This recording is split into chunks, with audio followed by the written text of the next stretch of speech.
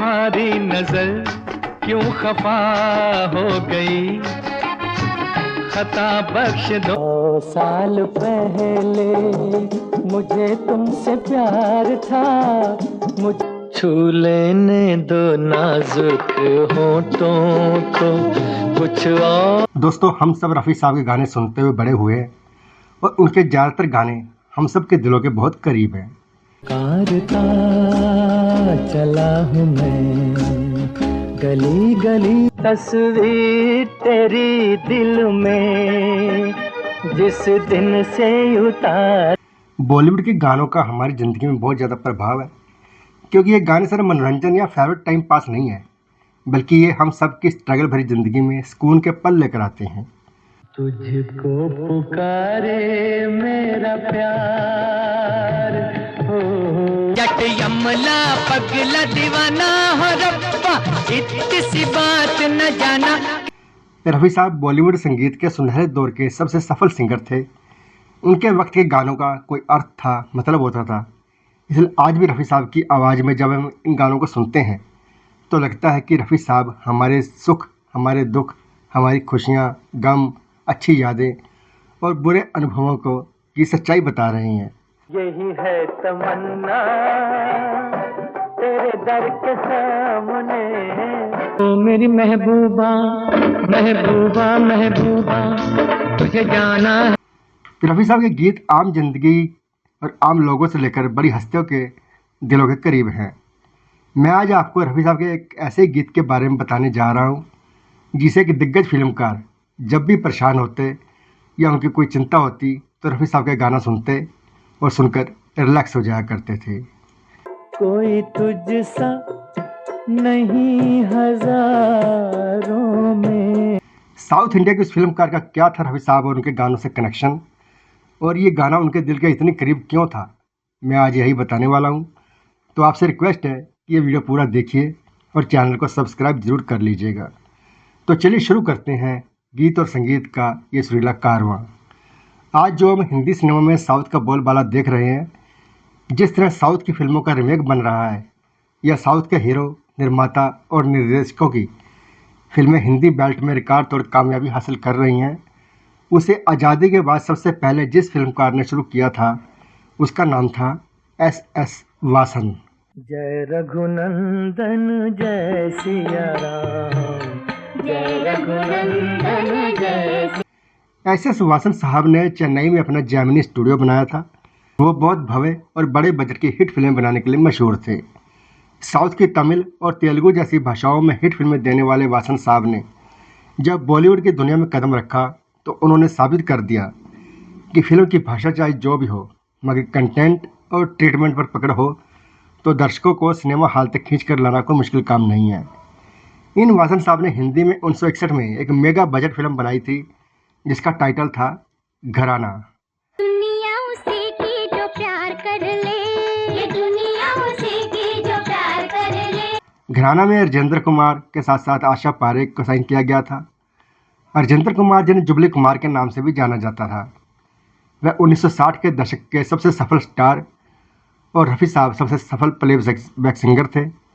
इससे पहले भी राजेंद्र कुमार जी और रफ़ी साहब की जोड़ी ने बहुत हिट गाने दिए थे।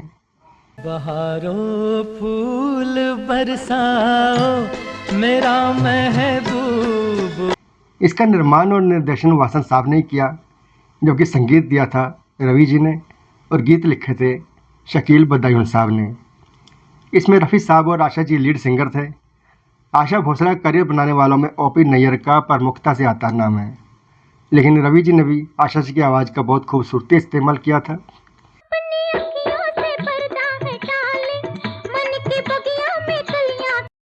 बहरहाल जेमिनी स्टूडियो और वासन साहब अक्सर अपनी हिट फिल्मों के हिंदी रीमेक बनाते थे।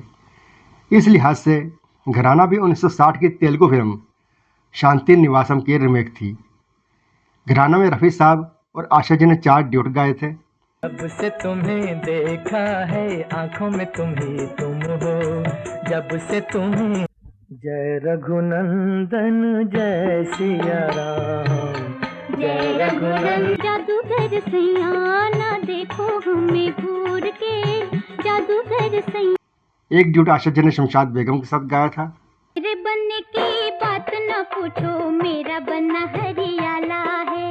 मेरे बन और इसके अलावा 2 गाने आशा जी के सिंगल थे। ये दुनिया उसे की जो प्यार कर ले, ये दुनिया उसे की जो प्यार। तो अपने बाल माँ की हो गई रे, मैं तो अपने बाल माँ की। दोस्तों अब उस गाने की बात करते हैं जो इस फिल्म का सबसे लोकप्रिय गाना था और जिसे आज भी बहुत पसंद किया जाता है। ये गाना सिर्फ रफ़ी साहब का गाना है। हुस्न वाले तेरा जवाब नहीं। संगीतकार रवि जी हर गाने के कई धुनें बनाते थे, लेकिन इस गाने की जो पहली ही धुन वासन साहब को बहुत पसंद आई, उन्होंने यह धुन सुनते ही कह दिया था ये धुन और ये गाना है जो ऑल टाइम हिट साबित होगा।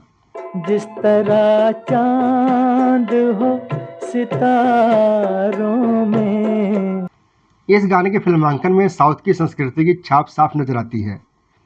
इसकी शूटिंग मैसूर के वृंदावन गार्डन और तिरुवनमलाई के संथानूर बांध के आसपास हुई थी। आशा पारी की ड्रेस और मेकअप से लेकर गाने में दक्षिण भारतीय संस्कृति की झलक दिखती है। तेरी आंखों में ऐसी मस्ती है। घराना 1961 की सुपरहिट फिल्म थी, जिसमें राजेंद्र कुमार के जादू के अलावा रवि साहब के संगीत, शकील जी के लाजवाब गीत और रफ़ी साहब और आशा जी के सुरों का सबसे बड़ा हाथ था। एस वासन साहब के बैनर में घराना जैसी हिट फिल्मों का बहुत लंबा सिलसिला था, लेकिन घराना फिल्मों में रफ़ी साहब का यह गाना उनके दिल के बहुत करीब था।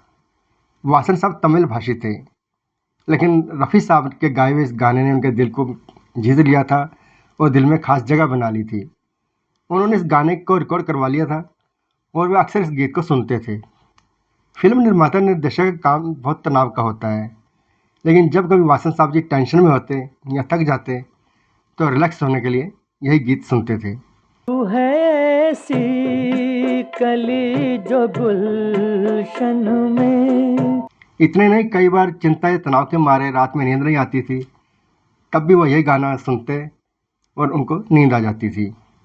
नगमा गर ढूंढ ले अगर तुझको। इस गाने का उस साल ऐसा जलवा था कि गीतकार शकील बदायूनी जी को सर्वश्रेष्ठ गीतकार का फिल्म फेयर पुरस्कार मिला था, जबकि रफ़ी साहब को बेस्ट प्लेबैक सिंगर का नॉमिनेशन मिला था। घराना में हिट म्यूजिक देने वाले रवि जी को भी बेस्ट म्यूजिक कंपोजर का फिल्म फेयर पुरस्कार मिला था। दादी अम्मा मान जाओ, दादी अम्मा मान जाओ। तो दोस्तों इस वीडियो में इतना ही। आप वासन साहब की फिल्मों और रफ़ी साहब की सुरों के बारे में क्या सोचते हैं, फटाफट लिख डालिए। आपसे अगले वीडियो में ऐसे ही किसी दिलचस्प किस्से के साथ फिर मुलाकात होगी। तब तक के लिए नमस्कार, धन्यवाद।